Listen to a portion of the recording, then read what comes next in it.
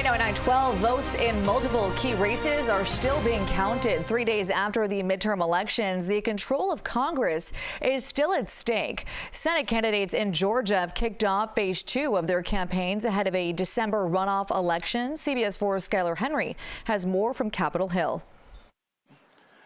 Are you ready to do this one more time? Georgia's U.S. Senate candidates are back on the campaign trail. They said we're in overtime. We're in overtime. Control of the U.S. Senate depends on Georgia's December 6th runoff and two other states, Arizona and Nevada, which remain uncalled. As the count continues, a Nevada election official denounced false claims from former President Donald Trump suggesting their elections are, quote, rigged. Obviously, he's misinformed 2 years later about the law and our election processes. Officials in Arizona's largest county also pushed back after gubernatorial candidate Kari Lake accused them of dragging out their count. It is offensive for Kari Lake to say that these people behind me are slow rolling this when they're working 14 to 18 hours.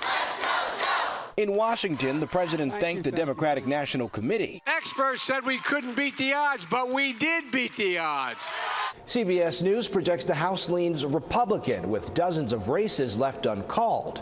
Still, it appears members from the GOP have already started lining up in a bid to become the next speaker. Representative Kevin McCarthy, the current Republican leader in the House, has announced his intent to run, though there are reports some far-right members of his caucus could challenge him. Meanwhile, House Democrats say their leadership elections will be held in 3 weeks. Skylar Henry, CBS News, Capitol Hill. And even though dozens of this year's midterm contests remain uncalled, there's already a focus on the 2024 presidential race. Former President Donald Trump again said he's going to make a big announcement next week, which could signal another presidential run. President Biden said he will make a final judgment on whether to run next year. Now, according to a CBS News exit poll, 2/3 of voters said they don't want him to run again.